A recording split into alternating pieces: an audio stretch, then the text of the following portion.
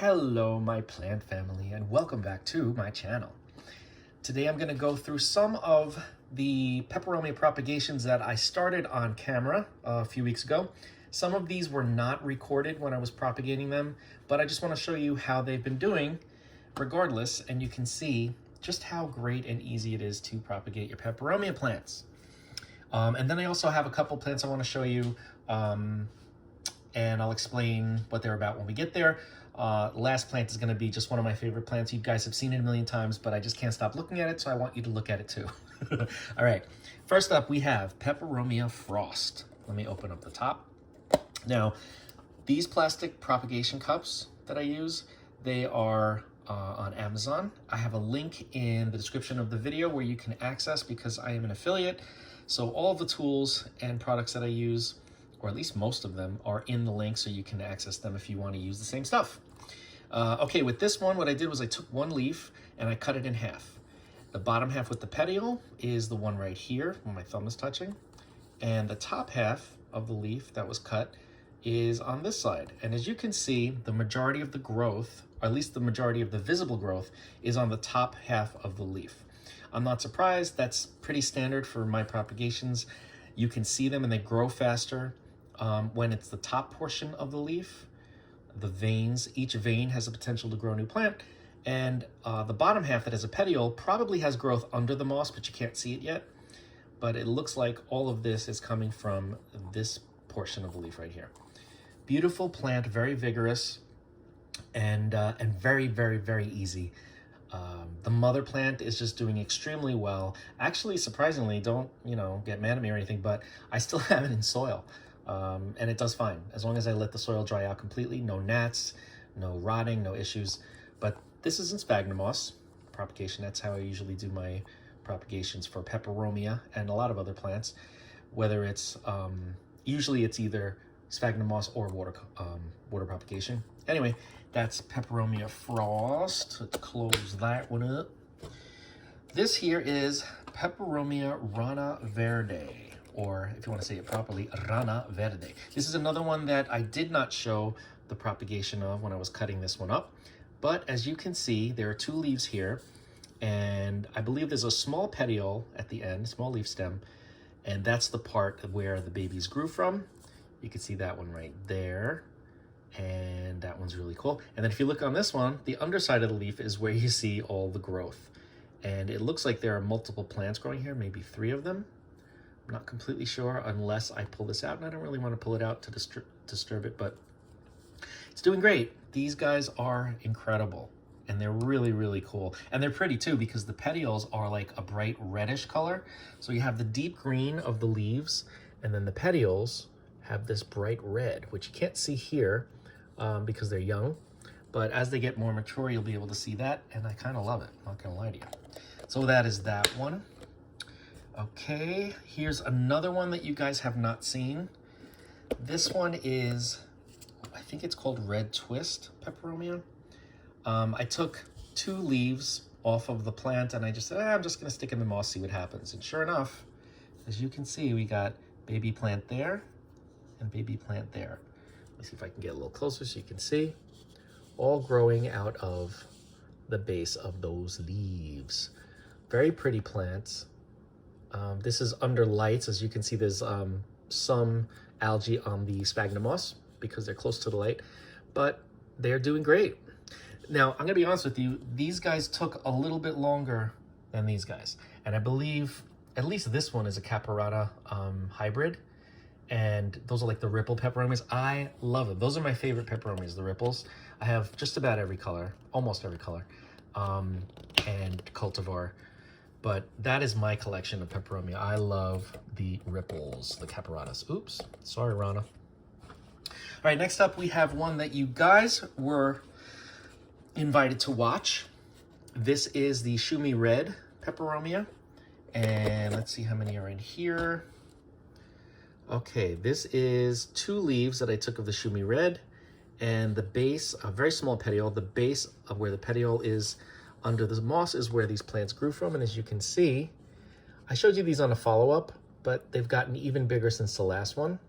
I had another cup of these, but I sold them. Somebody really wanted it, so I said, okay, you can have it. But this one I want to keep because I wanted to show you guys the stages of growth when you propagate in moss with Peperomia. But look at how pretty those leaves are. Shumi red has a very beautiful deep red, and the leaves are smaller, somewhat smaller than normal caperata, and they're kind of curled. Sometimes they cup. So that's that one. Doing well. Next up we have, I think this is Napoleon Nights. This one took a while, wasn't as quick as some of the others, but as you can see here, this is the top half of a leaf. You can see it sprouted roots first, and then from the vein, a new little plant started to grow right there. Bing! I love doing this on the side of the cup so you can actually see the development without having to like wonder or dig through. The other guys, there's just one leaf here coming up on this one. This one's rooted in, but I don't see any growth yet. It's probably just under the moss. But so yeah, we have one here, and we have this one here. No, not that one. Where is it? This one here with the baby. This is the other top, and there are roots, but no plant yet. You can see there's some stringy roots there. Interesting how this one is slower to propagate, and it's not just the one leaf. It's every leaf that I've used and every portion of a leaf, the bottom half or the top half, both very slow. Interesting. I'm not sure why, but at least they're propagating, right?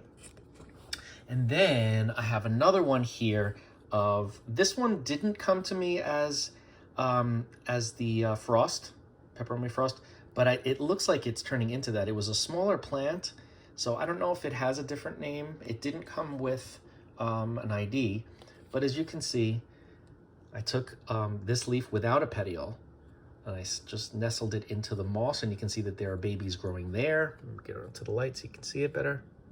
There are babies growing there. And this one has roots and a little baby deep under the moss. You can see right there. And this one has a new little baby growing there.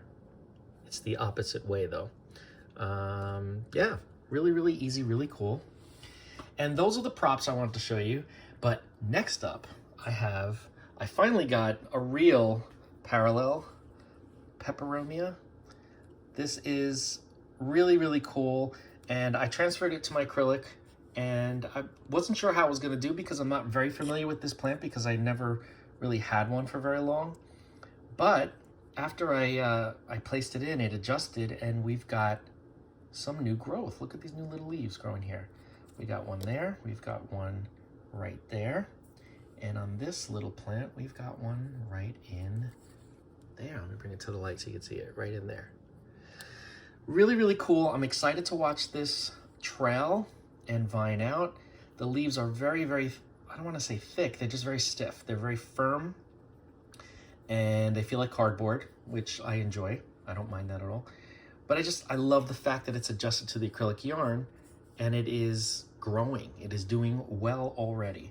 And it's only been a couple of weeks that I've placed it in the yarn, so I'm not worried about anything at this point, because once I see new growth, I don't see any roots, but Peperomia tend to have shallow roots as it is. They don't have an extensive root system. So I'm probably not going to see too much of roots, at least for a while. But the new growth is telling me I'm happy. So yay, because if you're happy, then I'm happy. Anyway, that's this one.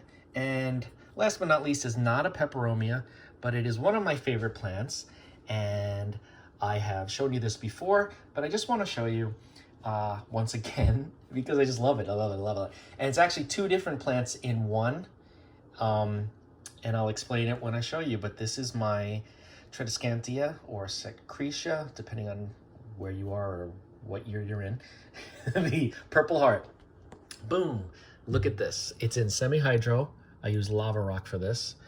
And look at how much this has grown and how beautiful it is. Look at that, look at that, look at that. I love this plant. They're just so easy, and I know I say that every time, but just cut a sprig that at least has one node, like right up here, and you'll get roots in there. Put it in water, put it in semi-hydro, put it in soil, put it in moss. Wherever you put it, you're gonna get roots. And the more light you give it, the more purple it'll get. As you can see here, this is getting afternoon sun, but it's about, and it gets kind of direct sun, but it's I'd say about 5 feet away from a south-facing window. So it's not getting really, really direct, intense direct light, but it is getting enough that it's getting its coloring. Look at how beautiful that is. Now, I said this was 2-in-1, and what I meant by that is this one right here is a purple fuzzy. This is not a purple heart. So, so yeah, this is a hybrid, I think, between Silamontana and Pallida. That's what I think it is. So it's kind of furry, but it has the growth pattern and the purple color of the Pallida, but it also has a more upright habit like the Silamontana. So that is what that is.